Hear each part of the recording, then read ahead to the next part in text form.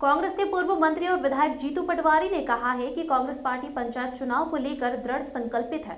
Congress OBC के 27% आरक्षण के लिए कूद गई थी और कांग्रेस चाहती है कि संविधान के अनुरूप ही चुनाव संपन्न हो। इसके विपरीत बीजेपी के कैलाश विजयवर्गीय ने कांग्रेस पर पलटवार करते हुए कहा है कि यह कांग्रेस का दोहरा चरित्र है।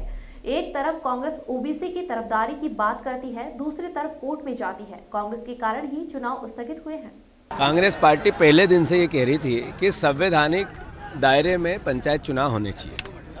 ये पूरे घटनाक्रम से सिद्ध हो गया कि पंचायत चुनाव असंवैधानिक भारतीय जनता पार्टी कराना चाहती थी। इनकी कोर्ट और वो भी सुप्रीम कोर्ट ने जो निर्देश दिए उसके को भी क्रिटिसिज्म किया और मुख्यमंत्री ने किया। मतलब कोर्ट और संविधान पर इन लोगों को कोई आस्था भी नहीं और भरोसा भी नहीं।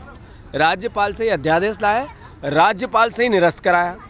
ओबीसी की बात करते हैं, इतने हितैषी हैं तो लोकतंत्र में, संविधान में एक अनुच्छेद में ये परिस्थिति बनती है कि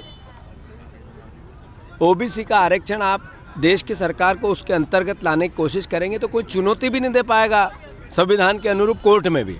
तो उस तरह की बात करें मुख्यमंत्री जी, केवल मूर्ख बनाना, गुमराह करना, लोगों को इस तरीके से पूरे तंत्र को परेशान करना शिवराज के काम करने का तरीका बना। भारतीय जनता पार्टी का असली चेहरा, इनके बोलने की और काम करने का तरीका क्या है और करने का तरीका क्या है, वो उस संदर्भ में होगा। जहाँ तक गाय माता का प्रश्न है, मेरे घर में हर जगह जहाँ मैं रहता हूँ, वो चाहे भोपाल हो, इंदौर में मेरा कोई खेत हो, वहाँ गाय माता की हम सेवा करते हैं।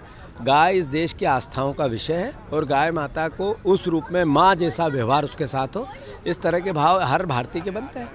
नहीं, उन्होंने आपत्ति ली, कांग्रेस के लोगों ने आपत्ति ली, कांग्रेस के लोग कोर्ट में गए और उन्होंने आरक्षण समाप्त करने की बात करी। उनका दोहरा चरित्र सामने आया। एक तरफ पिछड़े वर्ग के समर्थन की बात करते, दूसरी तरफ उनके आरक्षण का विरोध करते। देखिए, जब तक पिछड़ा वर्ग को उसका अधिकार नहीं मिलेगा तब तक चुनाव को कोई मतलब नहीं है और इसलिए कांग्रेस के द्वारा जो रीट लगाई गई थी उससे नुकसान ये हुआ कि पिछड़े वर्ग की जो आरक्षण हुआ उस पर रोक लगी और उसके कारण पंचायत चुनाव प्रभावित हुआ।